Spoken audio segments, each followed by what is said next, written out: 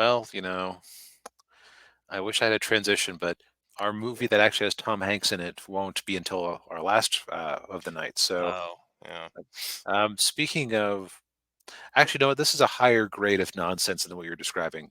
Yes, it Because is. we watched the movie Pain and Gain by with Mark Wahlberg and Dwayne Johnson, directed Yeah. by Michael Bay. Yes.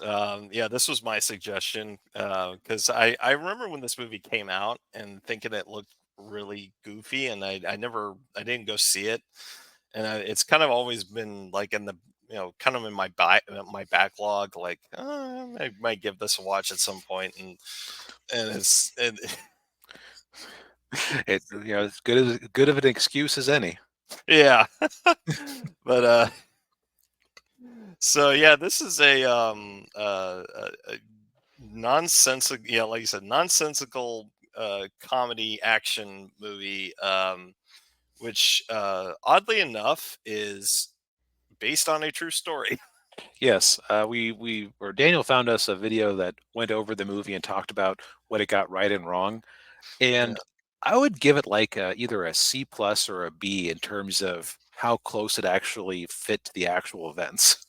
yeah, which is surprising considering it's Michael Bay, and you'd think that he would just make it as goofy as possible, but no, Well, he kind of did. He he kind of kind of did. did. Yeah, I mean it still has all of his signature Right. stuff that he puts in all of his movies.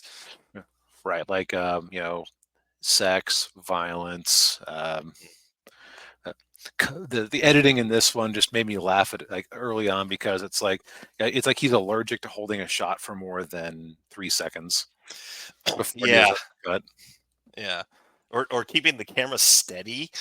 Yeah, like it's always zooming in or zooming out or tracking or Yeah, yeah. Oh man. uh, which it can be distracting at times, but it does make for an interesting action scene. Um, I'm going to put my cards on the table on this one. I actually enjoyed this one pretty well. I Yeah. I think the fact that it was based on a true story, and that they do actually they mention that at the start, and there's one point where there's this ridiculous moment towards like the back half where they like somebody's doing something ridiculous, which I don't think I'll spoil, Yeah. and it flashes up on the screen. No, seriously, this is based on a true or still based on a true True story. story. Yeah. Yeah. Ooh. But yeah. So I guess we can get into the plot of the movie. So the movie takes place in Miami in the mid 1990s, from like October of 1994 to what, March of 95, I think think was it's what they like said. August. Yeah, it's like Or 19. August. Yeah, It, yeah, it August. straddles 94 and 95.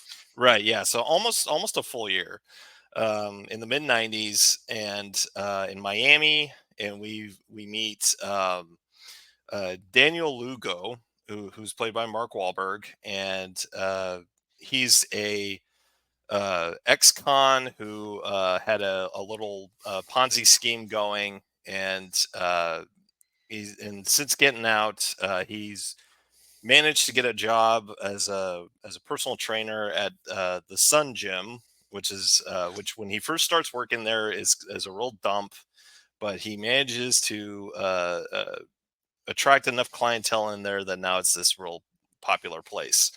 What's really funny is how he does it, and it.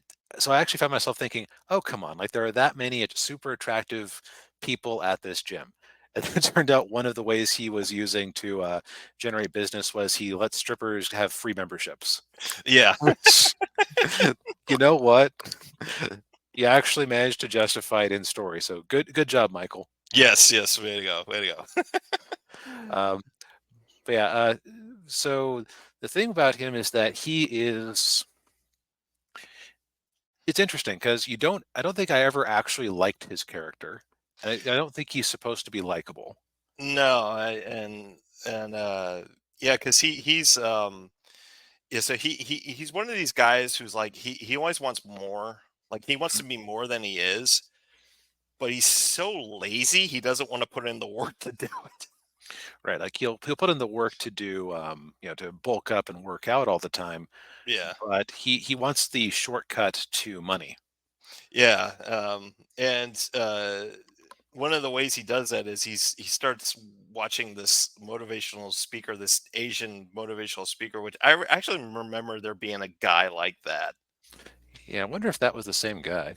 It might have been, yeah, but well, he's played by Ken Jeong in the movie, um, and but yeah, I seem to remember seeing a guy like that. But anyway, so he gets a new client at the gym.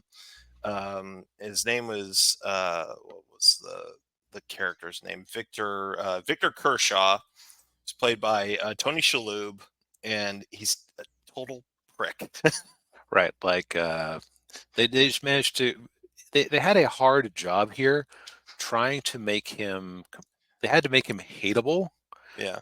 but so that you didn't feel too bad with some of the stuff that happened to him in this movie. Right. Yeah. Um, yeah. So during all this, Lugo gets the idea that he wants to make a lot of money, and he wants to take it all from Victor. And so he gets with a buddy of his, Adrian, played by Anthony Mackie. That's Sam Wilson from the MCU. And they start concocting a scheme to try to kidnap him and steal all his money. And Right. Force him to sign over everything. right, and of course the third person they get involved with it is Paul Doyle, and that's Dwayne Johnson's character. And Dwayne Johnson, you know, like Mark Wahlberg's character, he's an ex-con.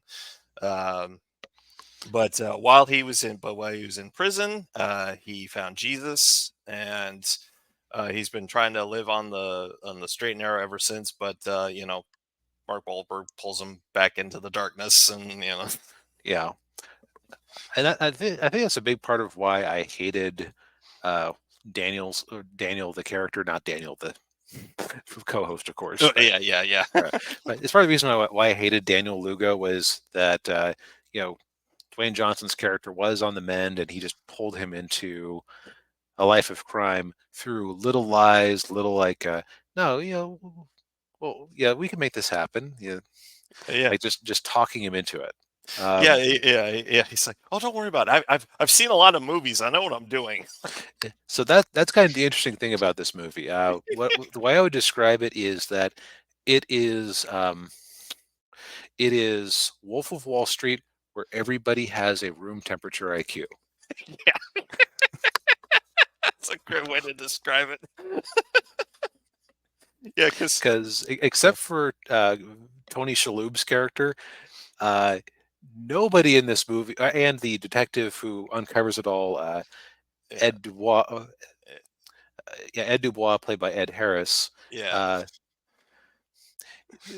Nobody is actually smart in this movie. right, yeah.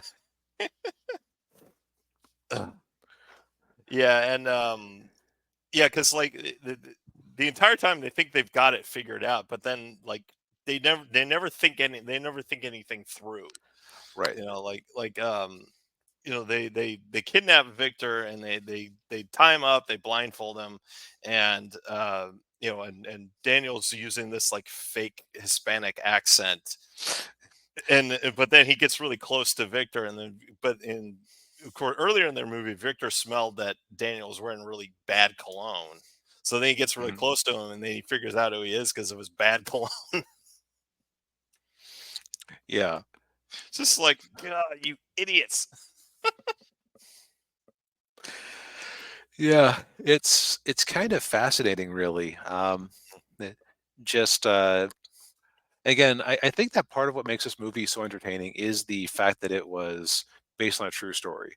Yeah. Because if this had just been a movie I was watching and I wasn't aware of that, I would have probably like, oh, Daniel, this thing is so stupid. Like, who could possibly come up with this nonsense? Yeah.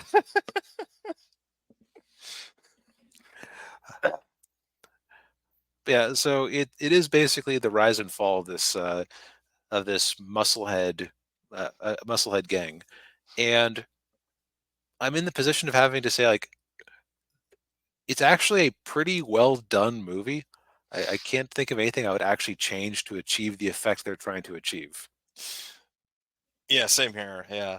Although I will say it might it kind of got a little slow um, near the probably at the end of the whatever was the first act maybe. The second act Like was a little slow, but other than that, like like once they actually got the money, you mean? yeah, once they actually got money, yeah, it kind of slowed a little. Yeah, that's true. There was like some bits where he was trying to win over the local kids. Yeah. Um, the other thing is that you never quite got again, like Dwayne Johnson's character was a good guy. It, and it occurs to me, I almost wonder if this was like part of now this was before he had done too many of those Fast and Furious movies, and he realized that he could make a clause in his contract that said he had to be portrayed as a good guy and couldn't get hit too many times. Right. Yeah. Because yeah, he suffers a bit in this movie. Mhm. Um, let's see, other members of the cast who I wasn't expecting to see. I can't remember the last time I saw Rebel Wilson in anything. Yeah, I was thinking that too. And it was before she lost all that weight. Right. Yeah. Yeah. This would have been around when. Yeah. This is pretty close to. What's that musical movie that she's known Oh, for? Pitch Perfect. Pitch Perfect. Thank you. Never actually seen that. No, I haven't either, but yeah. But yeah. So yeah, I would say this is actually pretty darn entertaining. Yeah, it is. Yeah, because it's just yeah, because the entire time you're just thinking, oh my god, these guys are so stupid. How are they getting away with this? Yeah. Oh yeah, and there's also a scene in the hospital with Tony Shalhoub's character that was just I won't say what it was because I don't want to, but it's like, Yeah. Yeah. I would give this a recommend. Now, here's the thing. mhm. R rating. It Oh earns yeah. the R rating. Hmm. There are some R-rated movies where it's like, okay, it's an R rating because it deals with with a heavy concept, and if you're there to coach your kid through it at the end, like it could be a eye-opening experience for them. No, just respect the R rating. Yes, indeed. Yeah. It's an R-rated Michael Bay movie. That should tell you all you need to know. If we've interested you in it, it's available right now on Netflix. Indeed. So.